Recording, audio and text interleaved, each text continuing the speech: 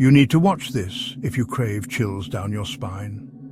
Welcome to Soul Studios. Here, true crime meets the unknown. Suspense lurks in every shadow, and supernatural forces whisper from the dark. We craft chilling, edge-of-your-seat short stories inspired by the eerie, the unexplained, and the most haunting mysteries. 3 new stories drop every week, each one darker than the last. Are you ready to step inside? Subscribe now before the next story finds you.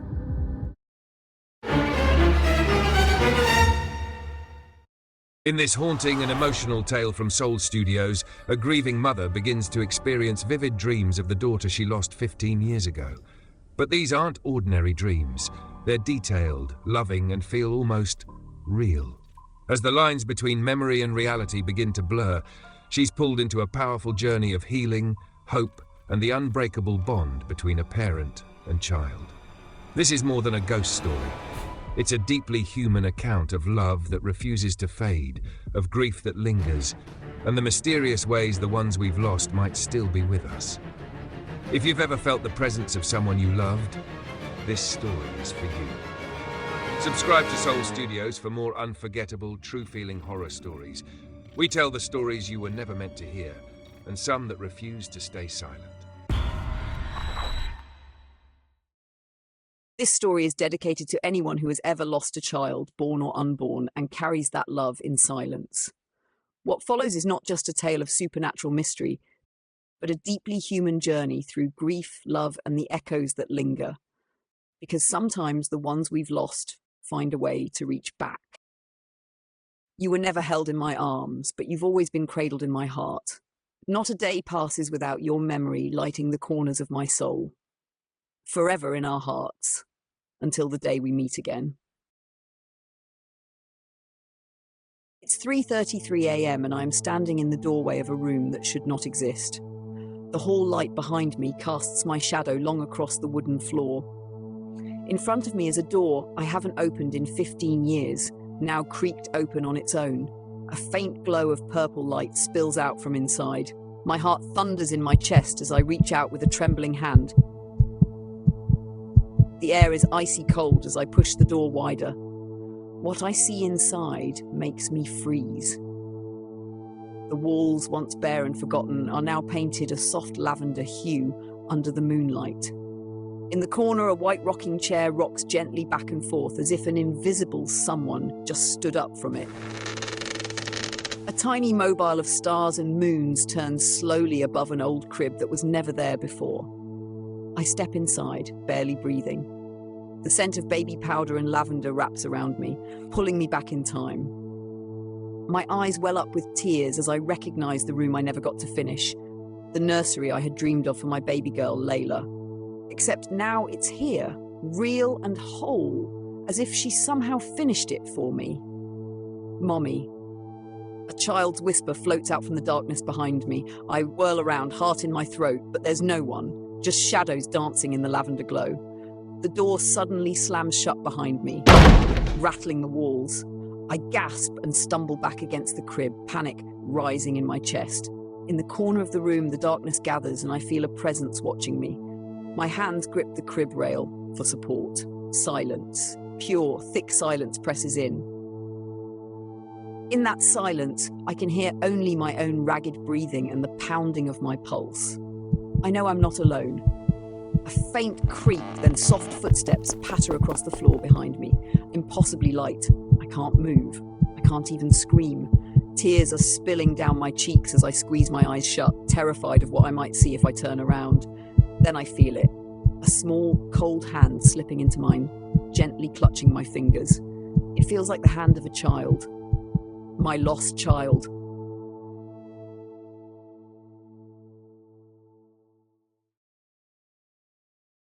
I have to take you back to where this all began. 15 years ago, I was a 24-year-old expectant mother, filled with hope and excitement. My husband and I were going to have our first child. From the moment we learned it was a girl, we named her Layla. I spoke to Layla every night, singing lullabies to my growing belly and making big plans for her future. We even picked out a paint color for her nursery, a gentle lavender, as soft as the evening sky. But our happiness shattered in an instant. At 4 months pregnant, during a routine checkup, the doctor fell silent as he ran the ultrasound wand over my stomach. I remember the cool gel on my skin and the way my husband's grip tightened around my hand when the doctor said he couldn't find a heartbeat. Just like that, our baby was gone. I had miscarried our little Layla. What followed was a blur of grief and emptiness. We held each other and sobbed in the hospital parking lot until there were no tears left. Coming home was the hardest. The second I walked through the door, I felt the crushing weight of absence. Her tiny clothes, the sonogram picture on the fridge, the half-painted nursery walls, all of it was a punch to the gut. I shut the nursery door and never opened it again. My husband and I tried to console each other, but we were young and drowning in sorrow we didn't know how to navigate. He became quiet, then distant. He'd spend hours sitting in what would have been Layla's room, just staring at the blank walls until I begged him to stop. Eventually, he couldn't even bear to look at me without seeing our lost baby in my eyes. In his depression, he drifted into silence and alcohol. Over the next year, I felt him slipping away. One cold November morning, about a year after the miscarriage, I woke up to find his side of the bed empty. There was a note on the kitchen table soaked in his tears, saying he was sorry and that he had to leave because the pain was too much. I never saw him again. In that moment, I truly felt like I lost everything, my child and the man I loved, both gone into the same darkness. The years that followed were lifeless and lonely. I moved through each day in a numb routine, barely living. I avoided baby showers, parks, even the children's section of the grocery store. Any sight of a little girl with her mother was enough to send me running to my car, heart hammering, eyes full of tears. I kept Layla's ultrasound photo in a shoebox at the back of my closet, along with a pair of knitted baby booties my mother had given me. Sometimes, late at night, I'd sit on the bedroom floor with that box and cry softly into those little reminders of the life that never was. I never got remarried. I never had any other children. Part of me felt like I didn't deserve to, and another part was just too scared to go through that kind of loss again. My world became very small. Just me rattling around in a quiet house that still had an empty nursery behind a closed door. For a long time, I tried to bury my grief, to suffocate it with work and daily routine. On the outside, I managed a polite smile, but on the inside, I was frozen in that moment of loss, replaying all the what-ifs and should-have-beens. Every year, on the date that would have been Layla's birthday, I lit a candle for her. Some years I bought a small cake and then threw it away untouched, ashamed of my own ritual. As the 15th year without her approached, I found myself sinking into a deeper sadness than I'd felt in a long time. Layla would have been a teenager now. Maybe she'd have my brown eyes and her father's smile. I imagined what her laugh might sound like, what kind of music she'd be into, whether she'd be asking me to teach her how to drive soon. 15 years of phantom memories and aching love for someone who never got to live. Little did I know as I drifted through those empty days that something was about to change. The barrier between my memories and reality was about to crack. My long, silent home was waiting to echo with life once more, in the most unbelievable and terrifying way. It started with a dream, the first I'd had of Layla since the miscarriage. A few months ago, on a night like any other, I fell asleep curled up in my lonely bed and dreamed I was humming a lullaby in a softly lit room. In the dream, I was rocking in that same white chair we'd bought for the nursery, the one that ended up in our garage. I was singing and cradling a baby wrapped in a lavender blanket. Though I couldn't see her face clearly, I knew in my heart it was Layla. I felt complete, a calm, gentle happiness I hadn't felt in years washed over me in that dream. When I woke up, my cheeks were wet with tears. It was morning, and for a few precious seconds, I actually expected to find a baby dozing in my arms.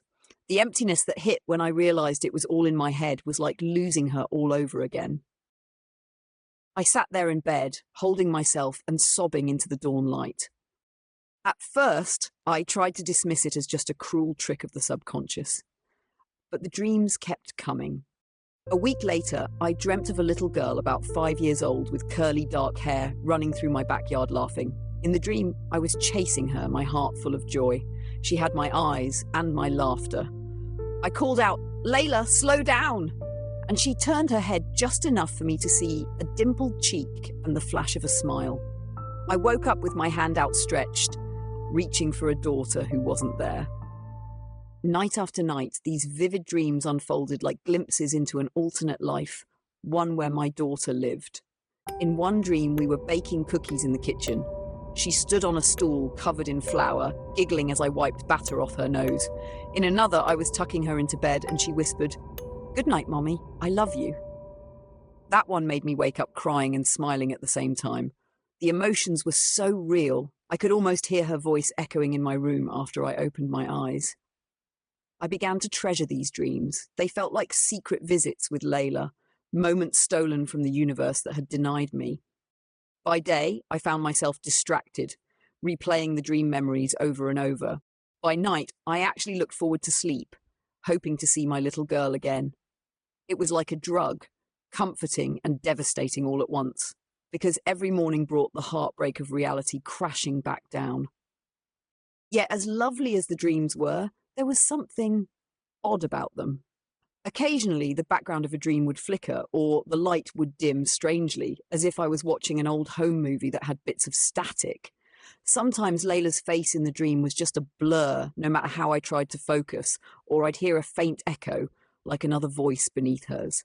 Small things, easy to brush off. I figured it was just my mind struggling to fill in the details of a person I had never actually met. But then one night, the dream was different. I found myself standing in the hallway of my house in the dark. Down the corridor, the door to the nursery was cracked open, a soft purple light spilling out. In all these years, I had never once opened that door in waking life. In the dream, I felt a pull towards it. I walked down the hall, heart pounding in that weird slow-motion way of dreams. From inside, I heard a familiar humming, a tune I recognized as the lullaby "Hush, Little Baby," the very one I used to sing to my belly.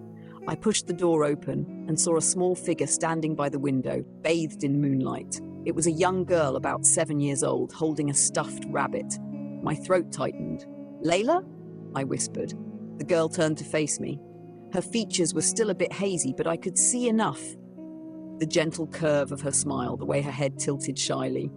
She had my dark hair and maybe her father's nose. Her lips moved as though she was speaking, but all I heard was a soft, echoing whisper, like many voices rustling leaves.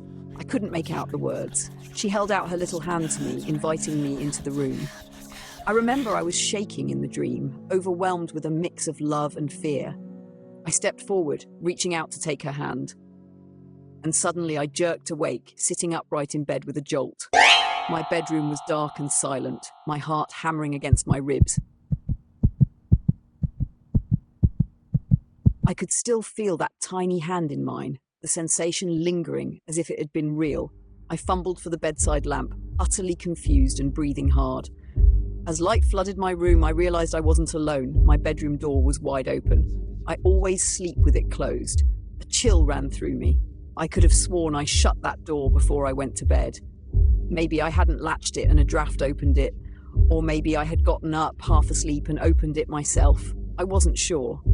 Still shaking off the dream, I got up to check the house. The hallway was dark and empty. The nursery door at the end of the hall was closed as it had been for years. Everything was quiet. Yet I had this unshakable feeling that something had followed me out of that dream. I eventually convinced myself it was just lingering emotion playing tricks on me. I drank a glass of water, took a few deep breaths, and forced myself back to sleep on the couch with the TV on for comfort. I couldn't forget how real that little hand had felt, or how, just before I woke, the girl had looked straight at me with eyes that seemed to recognize me. After that night, the boundary between sleep and waking life began to blur. At first, it was little things. I'd catch myself humming the lullaby from my dreams while washing dishes, not even aware I was doing it. Or I'd wake up thinking I heard distant footsteps in the hall, but convince myself it was the house settling. I tried to believe it was all in my head, just vivid dreams and a grieving heart playing tricks. Then objects around the house started to move. One evening I came home from work to find the shoebox of Layla's things open on my living room floor, its contents carefully arranged in a line on the coffee table. The ultrasound photo, the knitted booties, a tiny lavender bow that had been my baby shower gift, all laid out as if someone had been looking through them. I lived alone and never touched that box except on the anniversary. I should have been terrified, and I was, but more than that, I felt a pang of recognition. It was like someone leaving me a message. Look, I'm here. I gently gathered the items back into the box, hands shaking. I whispered into the empty room, "Layla, is that you?" Of course, there was no answer, only the low hum of the fridge in the next room.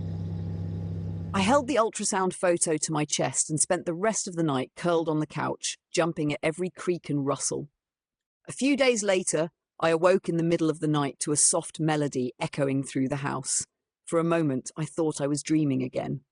I sat up, straining to hear. The tune was faint but unmistakable. It was Brahms's Lullaby, coming from somewhere down the hall. My skin prickled. That same melody was in a little music box that had been intended for Layla's nursery. My mother had given it to me when I announced my pregnancy. That music box was packed away in a closet without batteries. Heart pounding, I slipped out of bed and crept toward the sound.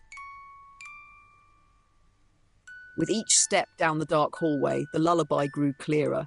It was definitely coming from behind the nursery door. I stood outside that door in my thin nightshirt, bare feet on cold floor, shaking all over. I hadn't stood here in years. The melody plinked softly to its end, and then there was a familiar click of the music box starting over. Someone, or something, was winding it up again and again behind that door. Summoning every ounce of courage, I managed a weak, trembling whisper. "Layla?" The lullaby stopped. The sudden silence was louder than any answer. I held my breath, my ear nearly against the wood of the door. Then, right next to my ear, a child's voice spoke softly. "Mommy, I'm here." I stumbled back, my hand flying to my mouth. That voice? I knew it as surely as if I had been hearing it my whole life. It was the same little voice from my dreams, the voice I had imagined 1,000 times whispering from a crib. Tears blurred my eyes and I fumbled for the doorknob, desperate to see her, to see anything. But I couldn't bring myself to push it open. Fear held me paralyzed. Fear that it was real, fear that it wasn't. My mind was reeling. Was I finally losing it? Or had my daughter truly found a way back to me? I sank to the floor with my back against that door and sobbed, torn between joy and terror. On the other side, I heard faint rustling as if someone small was sliding down to sit against the door too. For hours until dawn, I sat there sleepless and shaking, whispering apologies and love through the crack at the bottom of the door. I must have said, "I miss you," 100 times, hoping she could hear me. Occasionally, I heard a soft thump or a gentle tap in response, like a child's feet lightly kicking the door. When the first light of morning finally slipped under the edges of the hallway curtains, I realized I was leaning against a silent door. The music box had gone quiet. The air was still. Eventually, I forced myself up, legs numb and mind buzzing. I didn't open that door. I was afraid that if I did, the magic or madness would end, and I couldn't bear to face either outcome just yet. From that night on, everything changed. I knew now that I wasn't alone. Whether it was truly Layla's spirit or my own fractured psyche conjuring her, she was there. And she didn't seem to want to hurt me. In fact, it felt like she just wanted to be near me. The next time I heard gentle footsteps padding behind me in the hall, I didn't run. Instead, I found myself speaking softly into the air. "It's okay, sweetie. Mommy's here." The lights would flicker sometimes when I talked to her, as if in answer. I started leaving the nursery door cracked open at all times, an unspoken invitation. I began to talk to my daughter, not just at the door, but throughout the day. I'd wake up and say, "Good morning, Layla," and feel a warmth on my skin like a reply. I'd set an extra place at the dining table and laugh quietly at myself, but I'd also notice the chair occasionally rocking or hear the clink of dishware settling, as if an eager little girl had climbed up to join me. What once would have terrified me now gave me an uncanny sense of comfort. I should have been questioning my sanity, and I did at times, but the overwhelming feeling was love. A love I thought I'd lost forever was back, surrounding me like a hug from the inside. I wasn't just living for myself anymore. I felt like a mother again. In the weeks that followed, my life took on an eerie semblance of the one I'd always imagined with Layla. I'd wake up, whisper a good morning to the empty air, and swear I felt a tiny hand brush my hair out of my face in response. During the day, I found myself humming and even laughing softly at nothing, as if an unseen child were by my side telling secret jokes. Sometimes I'd catch a glimpse of her in the corner of my eye, a little silhouette darting past a doorway or a reflection in a window for just a split second.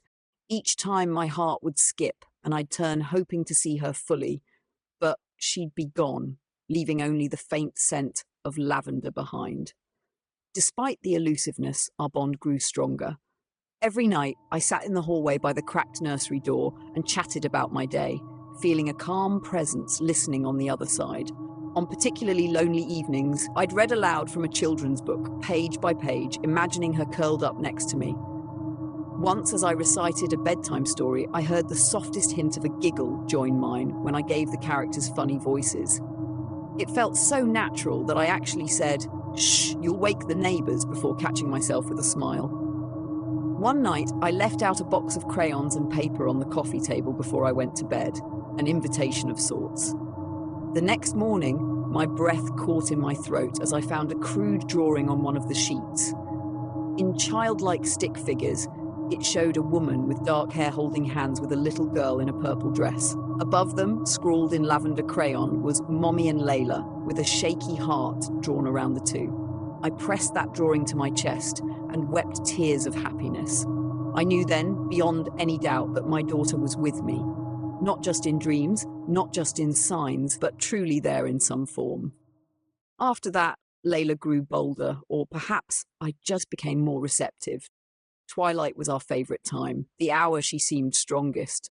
I would feel little bursts of cold air zoom past me in the living room. Hear floorboards creak in the pattern of a child skipping, and sometimes even feel the couch cushions sink as an invisible weight climbed up to sit beside me. I'd wrap an arm around the empty space and whisper, "I love you, baby." And in those moments, I swear I felt a cool cheek nuzzle into my shoulder. Eventually, I realised I was no longer afraid at all. This was Layla, my Layla.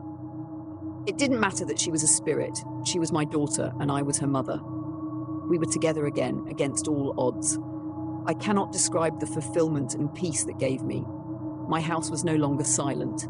I'd find toys, some that had never existed in the physical world, left out in the hallway as if after playtime. I'd hear faint lullabies hummed when I struggled to sleep.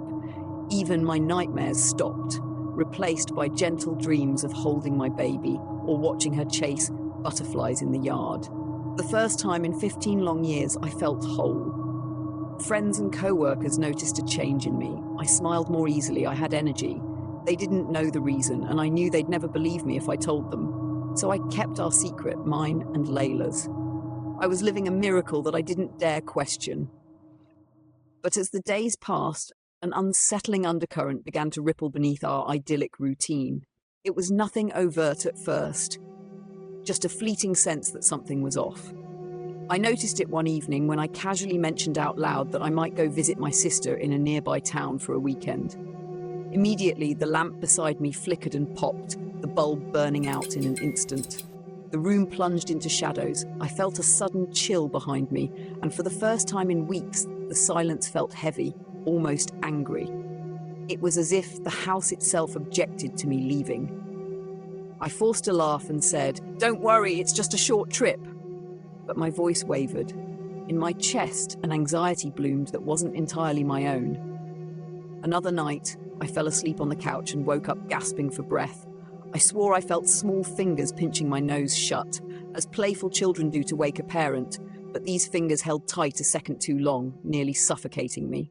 I bolted upright, and in the darkness I heard a girlish giggle vanish into the walls. It sounded innocent, but my heart pounded with a mix of love and a sliver of dread. Had Layla meant to do that? Or was I just imagining malice where there was none? I tried to ignore these incidents, blaming my own nerves. Yet the seeds of doubt were quietly taking root. I found myself wondering, what is life like for my daughter, stuck between worlds? Does she know she's gone? Is she happy here? Sometimes I caught her watching me. I'd feel a prickling on my neck and turn to see a dark shape just fade out of sight. There was an intensity to those moments, like she wanted to tell me something but couldn't quite form the words. The loving connection we shared was still there, but I could sense a growing desperation in her. I was no longer just her mother, I was also her link to a life she never got to live. And that's when I began to fear that our beautiful miracle might be turning into a dangerous obsession for both of us. It happened on a moonless night when the air was thick and still.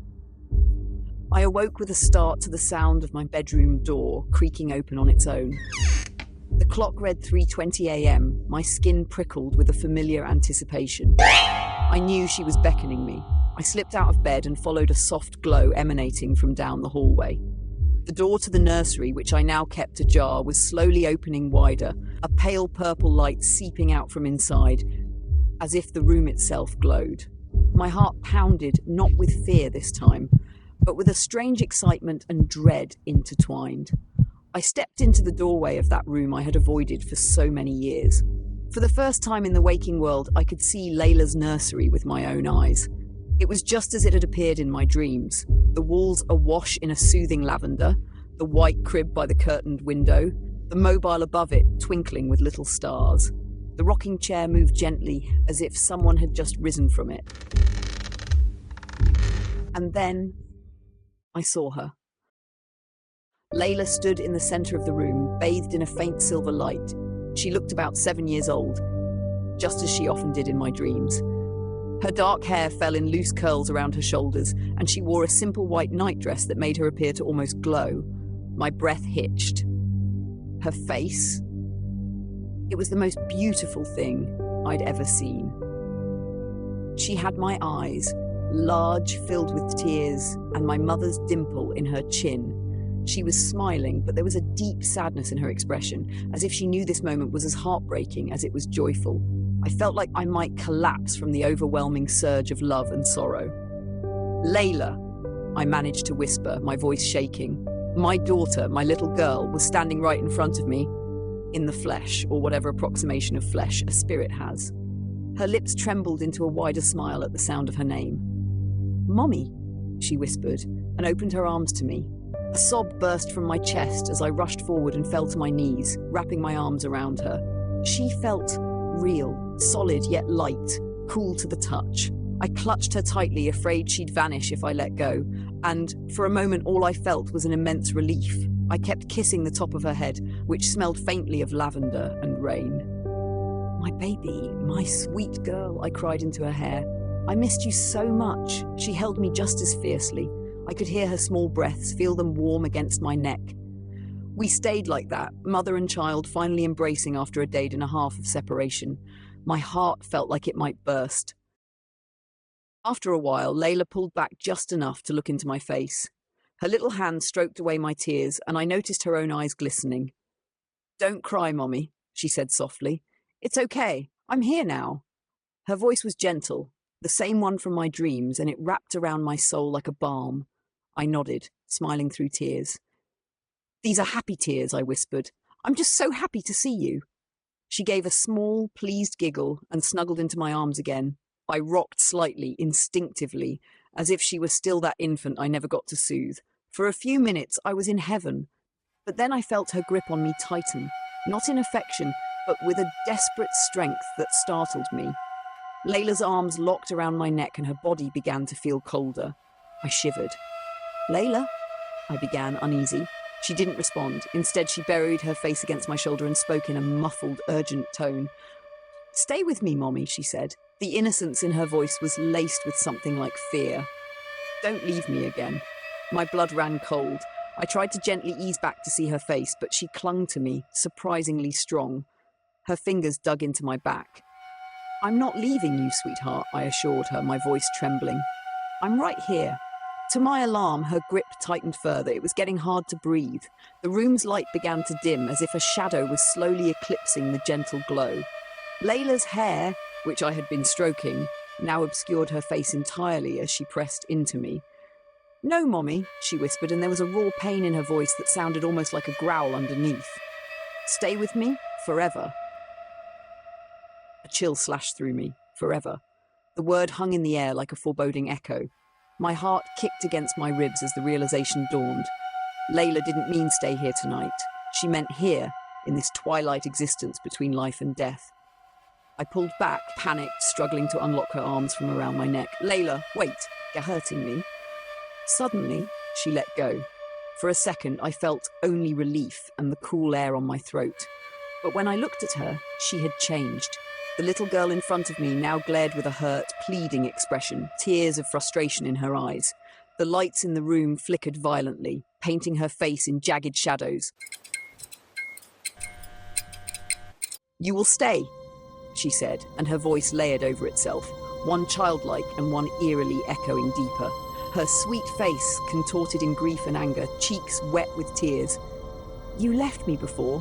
You don't get to leave me again." A crack of thunder exploded outside as if the sky itself had split. The window shattered inward with a violent gust, spraying glass across the crib and floor. I yelped and shielded my face. The whole house seemed to quake. In the flickering light, for just an instant, Layla's form shifted. Her eyes went completely black, her mouth an open, dark void of agony. In that split-second image, she looked less like a little girl and more like a grieving, rageful spirit, a distortion of the child I loved. I scrambled backward in terror, my shoulder knocking into the rocking chair and sending it skittering. "Layla, stop!" I cried out, voice breaking, unsure if I was addressing my daughter or some entity wearing her face. My mind raced. This couldn't be her, not my gentle Layla. But the thing before me was sobbing and furious, a child betrayed. She stepped forward, and I saw tiny cuts on her bare feet from the broken glass. Yet she didn't seem to feel them. Her hands curled into fists. "Why did you let me die, Mommy?" she howled, each word a dagger of pure heartbreak. "Why didn't you save me?" That voice, it was Layla's voice, but warped by years of hurt that neither of us had ever been able to voice. The accusatory agony of it absolutely shattered me. I felt my soul rip in two with guilt and sorrow. Hot tears streamed down my face as I knelt on the floor, shaking my head. "I'm so sorry," I choked out, reaching a hand toward her trembling figure. "I'm sorry, baby. I didn't want to lose you. I would have done anything to save you." My vision blurred as I sobbed openly. "I've loved you from the moment I knew you existed. I never wanted to leave you. Never." Layla's dark eyes flickered. For a moment, they looked like the soft brown I remembered. Her lips quivered. She looked at my outstretched hand, and the rage on her face wavered, cracking into uncertainty. Outside, the wind died down to a low moan. The light stopped flickering, returning to a weak, steady glow. Now it was just a little girl standing there again, wounded and uncertain, crying quietly. She reached for my hand, her small fingers, ice cold, wrapped around mine. They were shaking. I'm just so lonely, Mommy," she whispered. "It hurts so much being without you." I pulled her into my arms without hesitation, ignoring the chill that seeped through my clothes. She felt fragile, like a bird made of glass. "Oh, my darling," I cried, cradling her head. "I am here.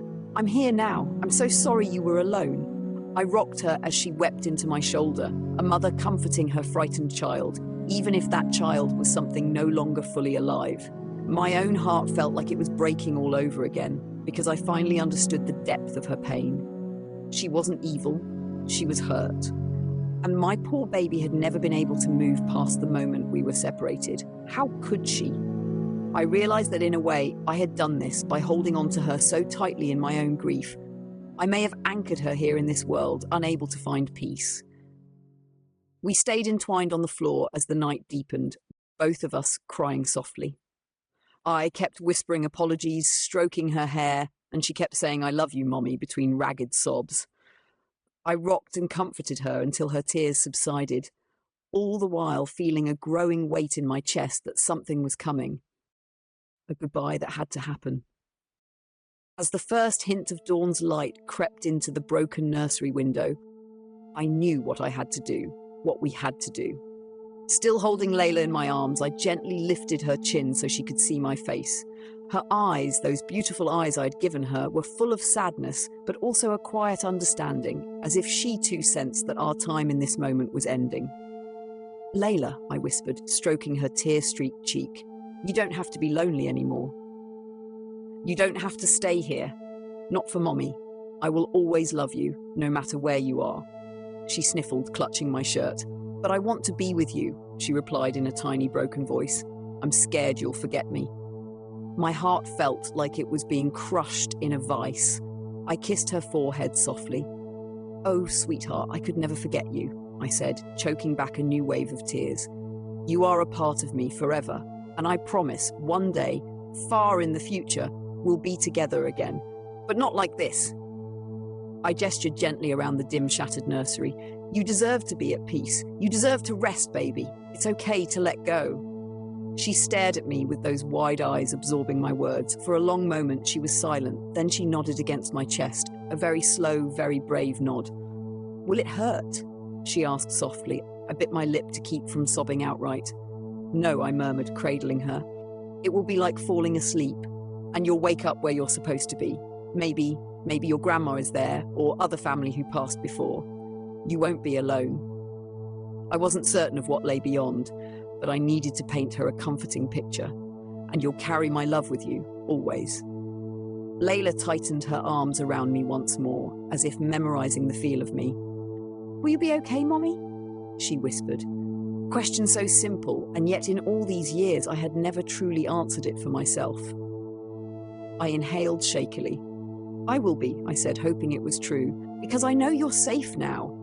And I know you'll be watching over me, just like I'll be thinking of you every day." She pulled back and managed a tiny smile, that same shy, sweet smile from my dreams. "I love you, Mommy," she said, enunciating each word carefully, as if she wanted to etch them into my soul. "I love you too, Layla. More than anything in this world or the next," I replied. We held each other's gaze, committing everything to memory. The curve of her little nose, the way my eyelashes reflected in her eyes, the warmth of our embrace despite the chill of her ethereal form. The room around us began to lighten, not just with dawn, but with a soft, otherworldly glow. It was as if the rising sun had been joined by another light, one that emanated gently from all around my daughter. She looked at her hands and body curiously as the glow enveloped her, turning her form more and more translucent. Panic seized me for a second. A feral part of me wanted to hold on, to beg her to stay, but I knew this was right. This was goodbye. I leaned forward and pressed one last kiss to her forehead. "It's okay," I whispered, voice breaking. "You can go." Layla reached up and touched my face one last time. Her hand was warm now, warm and dry, as if filled with life. I closed my eyes, leaning into that precious touch. By the time I opened them, she was stepping back, the light intensifying around her. Her form was fading, growing fainter with each passing heartbeat. Still, I could see her smiling at me through her tears, a pure, peaceful smile. In that final moment, a calmness came over her expression. She looked past me, over my shoulder, and a fleeting look of recognition and joy crossed her face, as though she saw someone waiting for her just beyond my sight. I dared not turn, not wanting to break the moment. I like to think maybe it was an angel, or her grandparents, or some loving presence come to take her hand. Layla gave a small, excited laugh, the sweet sound echoing like a bell, and she waved. "Bye-bye, Mommy," she said, the words light and hopeful. "Goodbye, my love," I replied, tears flowing freely. "Be free." With that, she closed her eyes and tilted her head as if listening to a distant lullaby. The light flared softly, filling my vision. I blinked and she was gone. The lavender walls were bare and grey in the early morning light, the crib empty, the rocking chair still at last. I was alone in the nursery, truly alone, for the first time in 15 years. I knelt there on the floor and let out a wail that had been trapped in my heart since the day I lost her. It was a cry of grief, yes, but also of love and release. I cried until I had no voice, until the sun was well above the horizon and birds outside were singing their oblivious morning songs. In the days that followed, the house fell quiet once more. It was a natural quiet this time, not the oppressive silence of before. I kept the nursery door open now, sunlight streaming in to wash away the shadows of the past. I collected the drawing Layla had made, Mommy and Layla with a heart around us, and framed it on the wall. I even found the courage to fix the broken window and repaint the room back to a simple warm white, a gesture of starting anew. It will always be Layla's room, but now it feels peaceful. I won't pretend I wasn't shattered to lose her again. Every fibre of me longed to run after her into that light. But I also felt a strange sense of peace settle in me. In giving her permission to go, I somehow set myself free too. Free from the endless limbo of guilt and pain I'd been living in. I know she's safe now and that she knows she was and is loved. It's been a few weeks since that night. I still catch myself expecting to hear her tiny footsteps or see her crayons left out, but those things have stopped. Sometimes, though, late at night if I wake up in the hush of 3:33 a.m, I'll sense a gentle presence in my room, and the faint scent of lavender will waft by. I like to think it's Layla, visiting me in spirit, perhaps in a dream or just a loving memory stirring awake. I'll whisper, "I love you," into the dark, and in the quiet I'll hear the echo of a child's soft giggle or the tail end of a familiar lullaby. Maybe it's my mind playing tricks, or maybe it's really her saying she loves me too. Either way, I cherish it. My name is Emily, and this was my story. It's a story of unimaginable loss, of a love that refused to die, and of the strange, dark, beautiful miracle that gave me my daughter back, and then taught me how to let her go. 15 years ago, I never got to say hello, and now I've finally said goodbye. But a part of me knows that wasn't our final goodbye. One day, in some other time and place beyond this life, I will hold my Layla again. Until then, I live on, carrying both the weight of my grief and the light of her love inside me.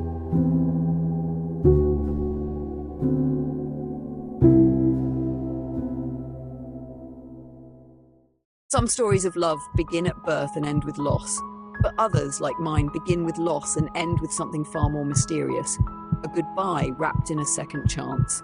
And even in the silence that follows, a mother's love never truly leaves. Love never dies. It just finds another way to say goodbye. Every story has an end, but here, the mysteries never stop. Thank you for watching and being a part of this journey into the unknown. Your support keeps these stories alive, and there's plenty more waiting for you. We drop 3 new stories every week, so if you crave suspense, the unexplained and the downright chilling, make sure you're subscribed and ready for what's next. Until then, keep your lights on, your doors locked, and remember, some stories stay with you long after they're told.